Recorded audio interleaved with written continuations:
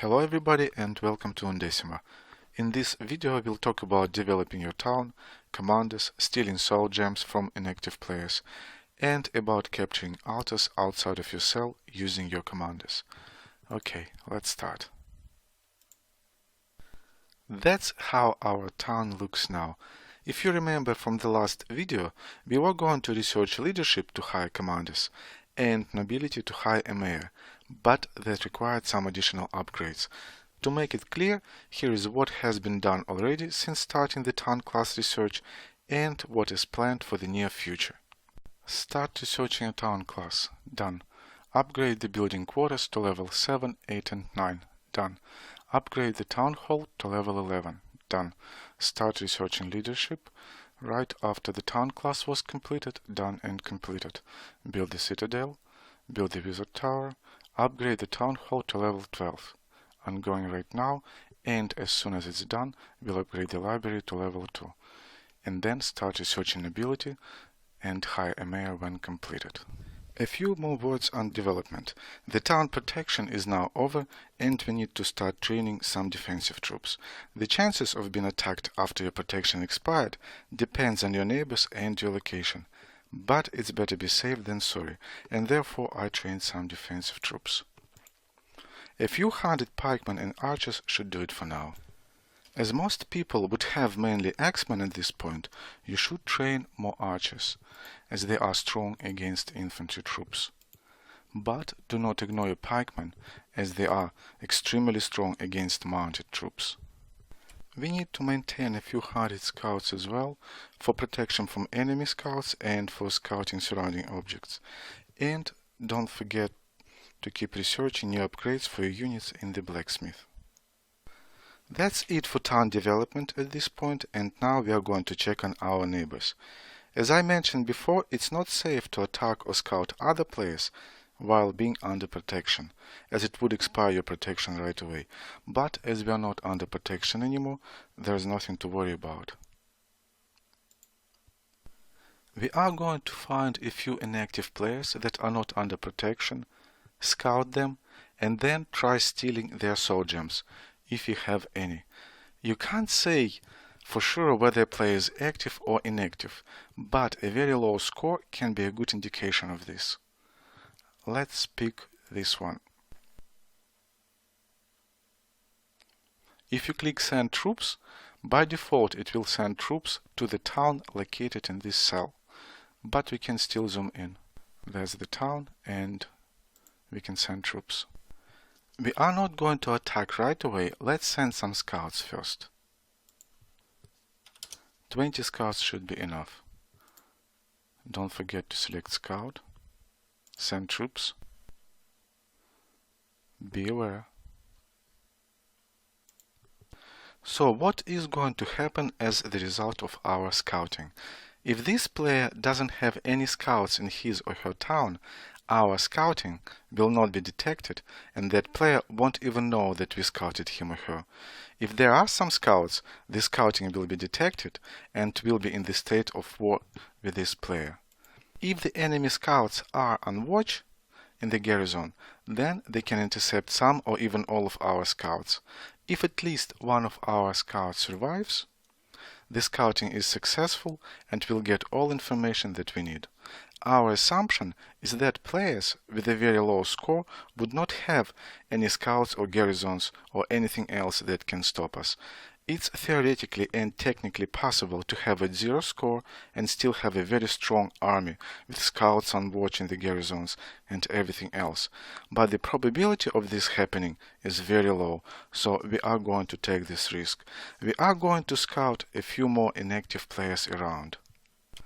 Okay, we can see all scouts we sent here. Now we are going to scout one altar located not in our cell. This one looks good. Send troops. Again, 20 scouts should be enough. Don't forget to set scout. Send troops. 13 minutes. Okay. To capture an altar located in the neighboring or adjacent cells, Our battle group should have a commander, or a wizard in our case. And as we have research leadership and build a wizard tower, let's go there, hire some wizards and talk about commanders while waiting for news from our scouts.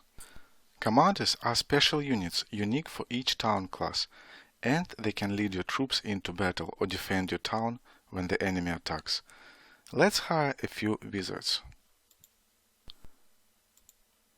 As you can see, every following one costs 3 times more than the one before. 4 is enough for now.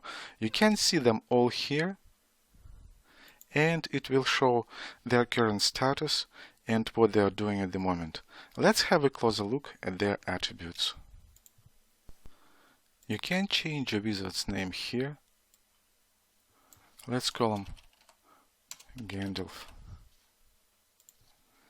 Your commanders will get experience and will level up when they win battles or when you train them. That's how much experience is required for the next level. You will need to upgrade your wizard tower to level 2 to get access to basic training. And the higher the level of your wizard tower, the more advanced training will be available. The current status of your commander, the morale and luck bonuses, you can get them if you defeat outnumbering enemy troops, skill points and available skill points. All commanders start with 1 skill point and we will assign it in a moment. And that's the summary of what your wizard can do.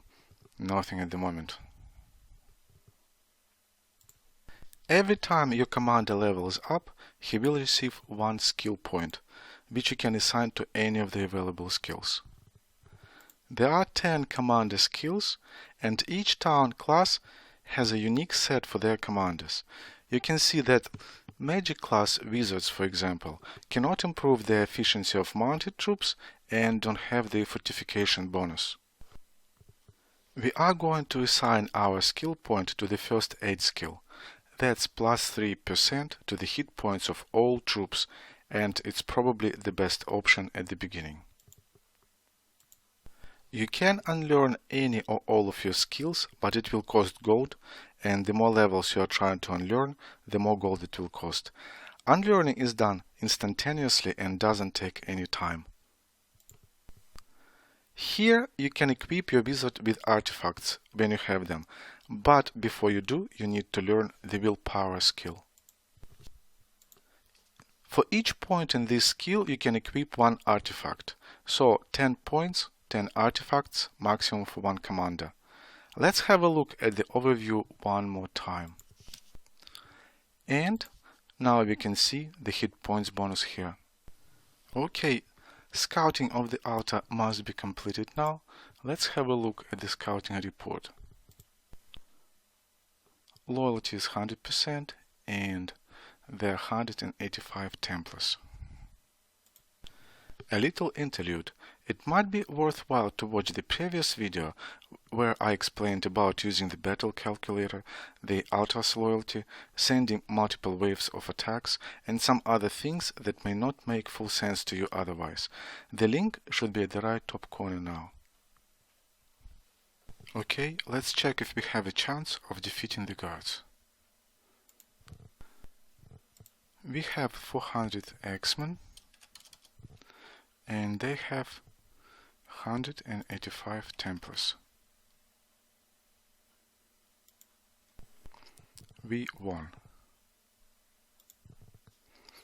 Let's deploy our troops then. That's the altar we scouted. Check that we have enough time before maintenance. We'll need about an hour tops and we have more than plenty. Select. Send troops. Send all of your X-Men and don't forget to select your wizard. This attack will result in a battle and all the battle points in case of victory will be converted into your wizard's experience.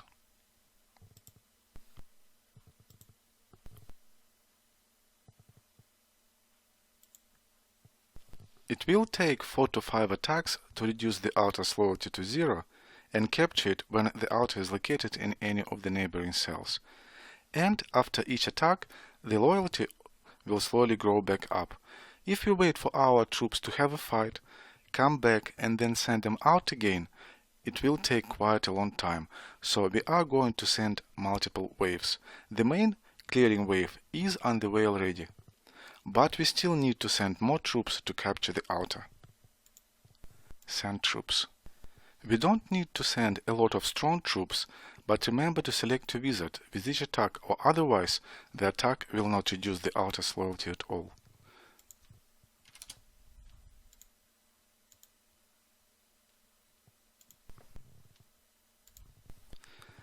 And repeat it for the rest of your wizards.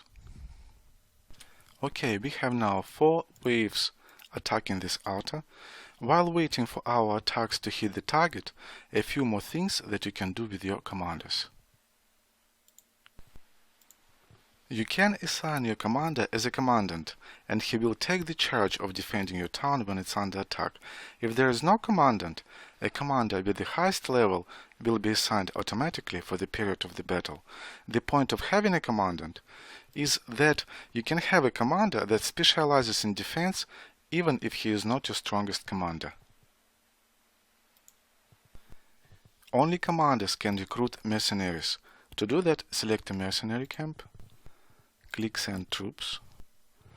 Notice that Recruit is selected automatically and you cannot select any of your troops. But you can select your commander, or you could if you had any available. Commanders do not take part in the battles themselves, but will be killed if all troops in their battle group are killed. If this happens, you can revive them in your commander center. To do it, select a commander, and if he is dead, there will be an option to revive him. It will cost some gold and it will take some time. You can revive only one commander at a time. Let's check if our troops succeeded in capturing that outer. All attacks are completed now. Let's check the battle reports. We won the battle, defeated all guards,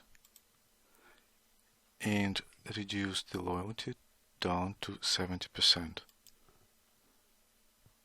And our wizard received 892 points of experience. That's the next one. No defenders, and the loyalty is reduced down to 43%. The next one, again no guards, and loyalty is reduced to 18%. And the last one, loyalty is reduced down to 0%, and we captured the outer. Very nice. You can see all your altars right here, and that's the one that we just captured. To see the altar bonus for this particular altar, we can go to the blacksmith, and here we go, the altar bonus, 15%. And what about our scouts that was scouting presumably inactive players? Let's check our troop orders. That's our troops returning from the altar, and that's our scouts. Some of them are done, and some of them are still on the way. Let's check the scouting reports. This one doesn't have troops, but doesn't have a soul gem either, so no point of attacking this player. And the next one, this one does have a soul gem, and we are going to send our troops to capture it. There are no defenders and no keep, a very easy target. There's the town. Send troops. We can send any kind of troops as there will be no resistance, so we'll send our pikemen. archers are too slow. We don't need a commander to capture a soul gem, and as there is no keep, we don't need sage weapons either. So just pikemen, attacking, send troops. I have checked the rest of the scouting reports, and only one player had soul gems, so I sent more troops and now we have 2 attacks. After all attacks are completed and your troops are back home, all soul gems will be put in your keep. When you collect all 7 of them, you will activate a soul orb, and will be transferred with all your troops and buildings to another level. And very last thing to mention, if you remember where we had to defeat Templars, our wizard received experience and now he's level 3, so we can go and assign more skill points.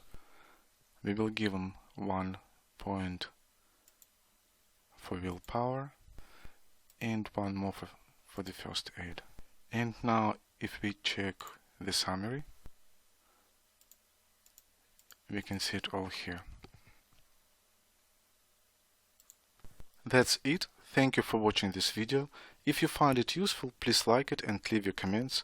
If you have any questions, please feel free to ask them here or on the Undecima Forum. And don't forget to subscribe, as more video guides and strategies on how to play Undecima are coming soon. Until later.